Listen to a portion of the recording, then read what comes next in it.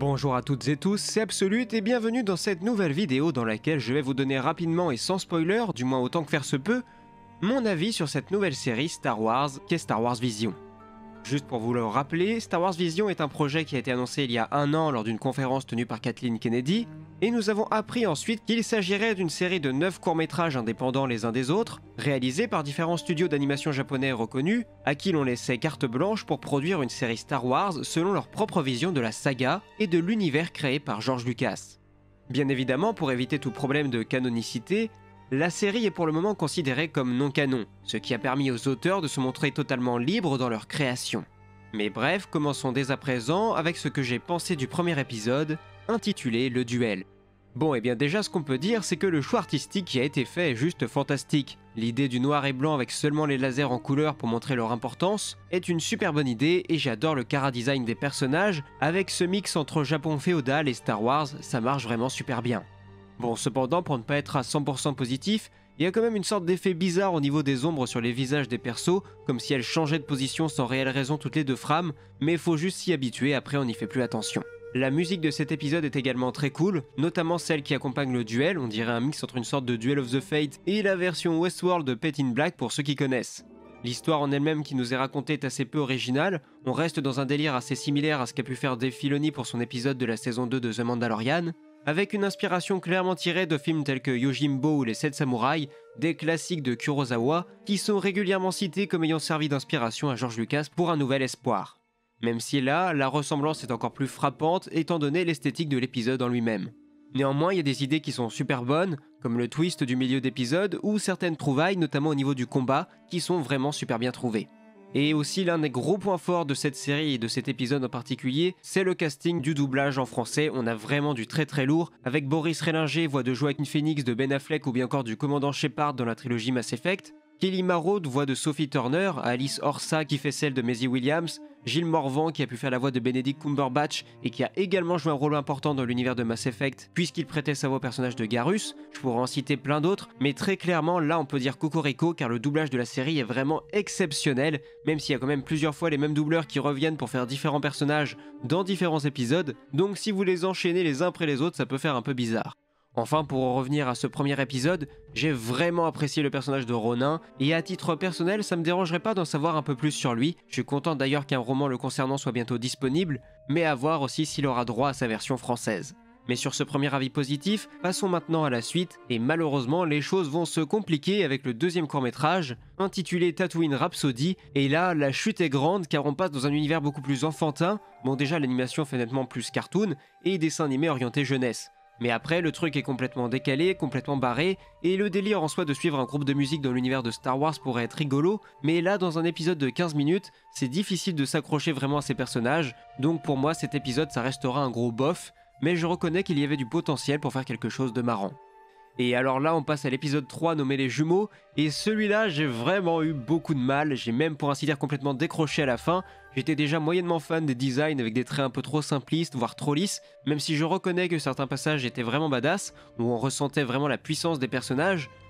Mais dans les 10 dernières minutes, donc grosso modo toute la deuxième partie de l'épisode, ça part complètement en vrille. J'avais l'impression de voir la Team Rocket avec des personnages qui gueulent sans arrêt pour jeter un sort sans discontinuer, j'ai vraiment pas accroché au délire, donc désolé mais celui-là c'était vraiment pas ma tasse de thé. Ensuite dans l'épisode 4, la mariée du village, on revenait sur quelque chose de beaucoup plus posé, de beaucoup plus tranquille, avec une ambiance à la fois féerique et fantastique, avec pas mal d'allusions à la nature, et par là on peut faire un lien avec certains films des studios Ghibli, comme Princesse Mononoke, mais sinon je n'ai pas grand chose à signaler. C'est un épisode divertissant, mais loin d'être très original, et donc assez oubliable, même si sur le moment la chose reste plaisante à regarder. Après cela, c'est au tour de l'épisode 5, le 9ème Jedi, et là c'est un épisode que j'ai vraiment adoré, à un point tel que ça ne me dérangerait absolument pas d'avoir une série complète dans cette version de l'univers Star Wars, pour en savoir plus sur ce groupe de personnages, sur les aventures qu'ils vont vivre, et sur l'histoire générale de cet univers. Dans ce que j'ai aimé, il y avait le personnage de Cara, qui peut être assimilé à celui de Rey, j'ai beaucoup aimé sa naïveté, et je sens que c'est un personnage qui a du potentiel, donc c'est pour ça que j'espère une suite à tout cela. Concernant la musique, elle était très symphonique, et collait donc très bien avec le reste de la saga, et les combats étaient vraiment super bien fichus. D'ailleurs, au niveau de l'histoire, je me demande s'il n'y a pas une inspiration qui a été tirée du comics Purge avec Dark Vador, car le groupe de Jedi entre guillemets qui se réunit pour tendre un piège à quelqu'un d'important, c'est exactement le principe de ce comics, donc j'ai trouvé cela très cool, parce qu'en plus ce comics est vraiment qualitatif. Bon, par contre, visiblement, ils ont loupé ma vidéo sur les couleurs des sabres laser pour voir comment ça fonctionnait, mais vu que c'est pas canon, on s'en fiche un peu, et comme je vous l'ai dit, c'est certainement mon épisode favori, et j'espère en voir une suite un jour prochain.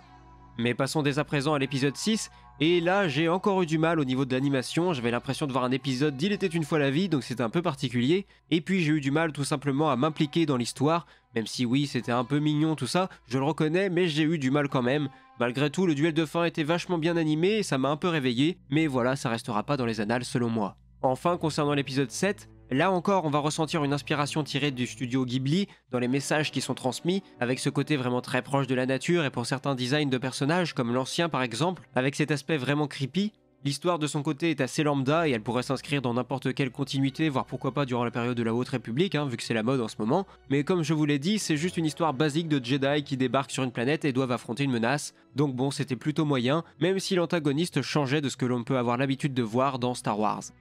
Mais passons dès à présent à l'épisode suivant, Lop et Ocho, que j'ai vraiment apprécié. Déjà d'un point de vue esthétique, c'était clairement l'un des styles les plus jolis, ou en tout cas qui me convenait le mieux. J'ai beaucoup aimé cette opposition visuelle entre traditionnalisme avec ses bâtiments et ses vêtements plutôt japonais, et l'universalisme et la modernité qu'apporte l'Empire sur cette planète. Là encore, c'est un court-métrage qui aurait gagné à être développé sur plusieurs épisodes, histoire qu'on s'attache vraiment au personnage, car même si l'histoire reste assez basique, avec un déchirement familial, là encore, il y a du potentiel, rien que dans les personnages secondaires, comme cet impérial qui pourrait certainement devenir un super méchant, et là encore, j'ai apprécié qu'on nous propose une femme comme antagoniste principale, car c'est quelque chose qui manque vraiment à Star Wars. On a certes des héroïnes, mais niveau méchant, entre Samwell et le capitaine Phasma, c'est pas encore ça. Donc ça fait toujours plaisir, je trouve, de voir un personnage féminin en tant qu'antagoniste débarquer dans l'univers de Star Wars.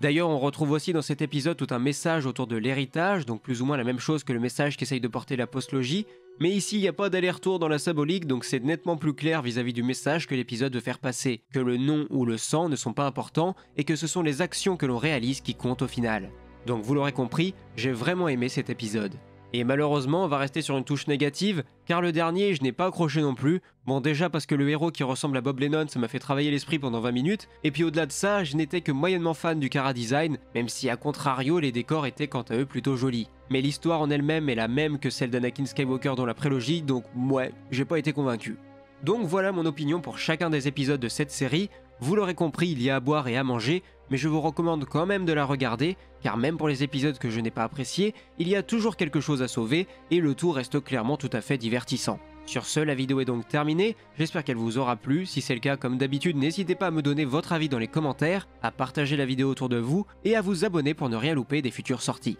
Encore une fois, je remercie chaleureusement toutes les personnes qui me soutiennent, que ce soit sur YouTube ou ailleurs, merci à vous tous, vraiment. Enfin moi, il ne me reste plus qu'à vous dire à la prochaine pour de nouvelles vidéos, et que la force soit avec vous, c'était Absolute, ciao.